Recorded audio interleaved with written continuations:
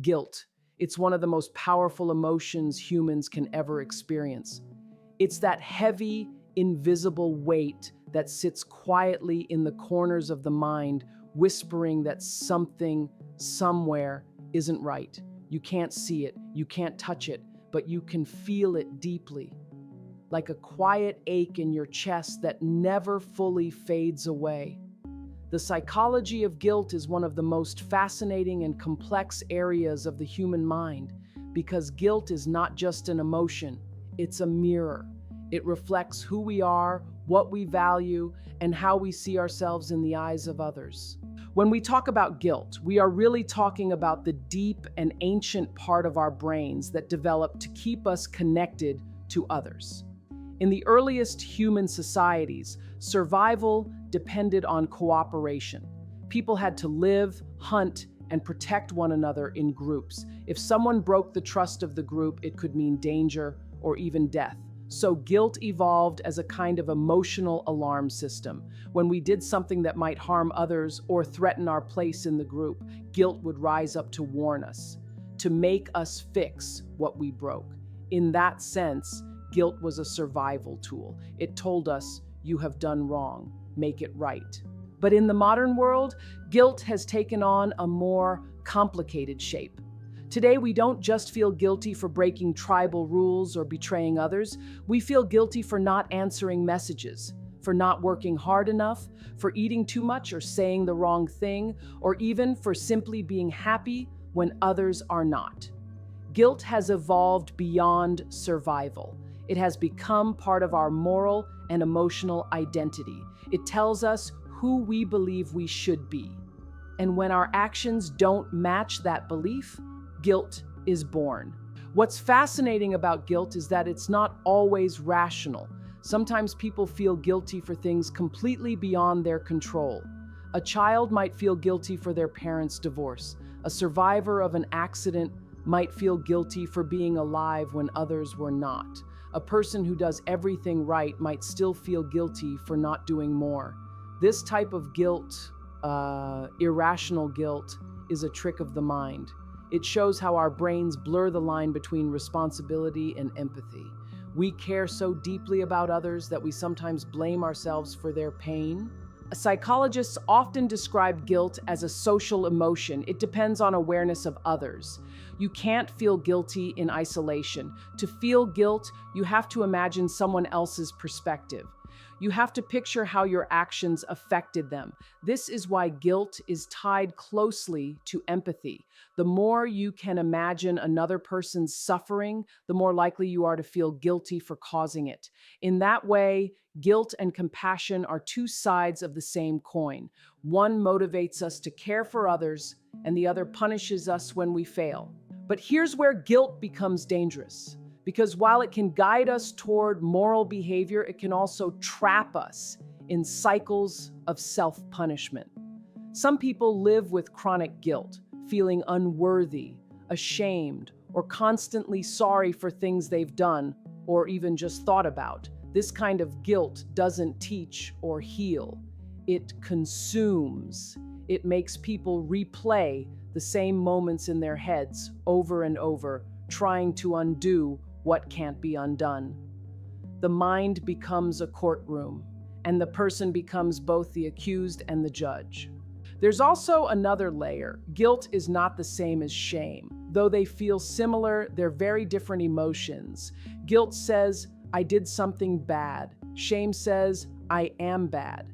Guilt focuses on actions. Shame attacks the self. One can lead to growth, the other leads to paralysis. Healthy guilt helps us recognize mistakes and motivates us to change. But when guilt transforms into shame, it eats away at self-worth and can lead to anxiety, depression, and even self-destructive behavior. Why do we hold on to guilt even after we've apologized or made things right? It's because guilt is deeply tied to memory. The human brain is wired to replay emotional experiences as a way of learning. When something triggers a strong emotional response, especially regret or remorse, The brain stores it carefully. It's trying to protect you, trying to make sure you don't repeat the same mistake. But that same mechanism can become a prison. You start reliving the pain instead of learning from it. Every time you think about it, your brain releases the same emotional chemicals again, as if the event is happening right now.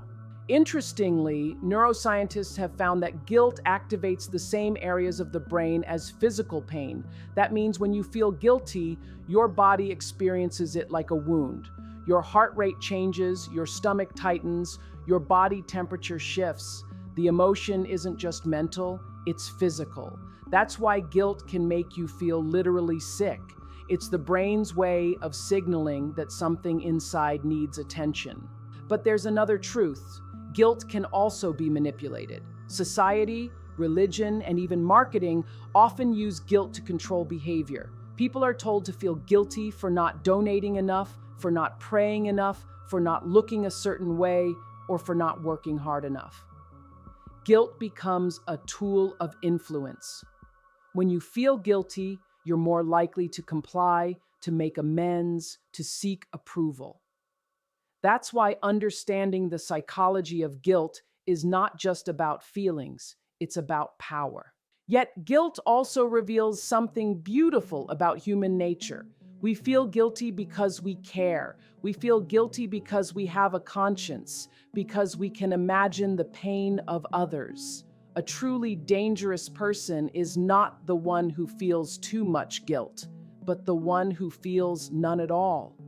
The absence of guilt is what defines psychopathy, when a person can harm others without remorse, without reflection, without any emotional consequence.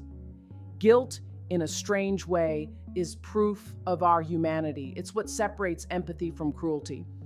But for most people, the challenge is not a lack of guilt. It's carrying too much of it. We hold on to guilt like a burden, believing it's the price we must pay for forgiveness. Yet the mind doesn't work that way. True healing from guilt requires acceptance, not endless self-punishment. It means understanding that you can't change the past, but you can change what you do next. It means recognizing that guilt is a message, not a life sentence. Let's take a moment to imagine what guilt feels like internally. It often starts as a small thought, a memory, a moment, a single word that triggers discomfort. The thought grows louder, echoing inside, filling your mind with what ifs and if onlys. You replay the event, imagining all the ways you could have acted differently. You feel your chest tighten, your breathing slow. The body remembers even when the mind tries to move on. You might distract yourself with work or entertainment, but the guilt returns quietly in the still moments, before sleep or in silence. It's patient. It waits for your attention. Some people cope with guilt by confessing, by sharing what they've done, hoping that being heard will relieve the pressure. Others cope by avoidance, pretending it never happened, pushing it deep down until it becomes a shadow. But the truth is, guilt doesn't go away by hiding. It transforms. It becomes irritability, sadness, or anxiety. It leaks out in ways you might not even recognize. The only real way to process guilt is to face it with honesty, to ask yourself, what is this guilt trying to tell me? Sometimes it tells you to apologize, sometimes it tells you to forgive yourself, sometimes it tells you to learn, to grow, to do better next time. When guilt serves its purpose, it fades, but when you ignore it, it lingers forever. Psychologists say that guilt can be adaptive or maladaptive. Adaptive guilt is healthy. It's what makes you reflect and improve. It's when you hurt someone, feel remorse, and make amends. Maladaptive guilt, on the other hand, is misplaced or excessive. It's when you blame yourself for things you couldn't control, or when you punish yourself even after doing your best to fix the situation. Recognizing which type you're carrying is key to understanding yourself. Think about how guilt shapes human relationships. Parents feel guilty for not spending enough time with their children. Children feel guilty for disappointing their parents. Friends feel guilty for drifting apart. Lovers feel guilty for not loving enough. Society runs on these invisible threads of guilt and expectation. It's what makes people apologize even when they've done nothing wrong. It's what makes people overwork, overgive, overthink, because somewhere inside they feel they owe something to someone. But guilt can also lead to redemption. Some of the most compassionate acts in history have been born from guilt. People who once caused harm often dedicate their lives to healing others. Guilt, when transformed, becomes empathy in action. It becomes motivation to do good, to make the world a little better than before. The same emotion that can destroy a person can also rebuild them stronger than ever. Still, there's a delicate balance. Too little guilt leads to arrogance and harm. Too much leads to paralysis and self-hate. The healthiest mind walks a line between both, feeling guilt enough to grow, but not enough to drown. That balance requires self-awareness, forgiveness, and courage. And forgiveness, and that's the final key. Forgiveness doesn't erase what happened, it simply releases you from the endless replay of it. It says, I acknowledge my wrong, but I choose to move forward.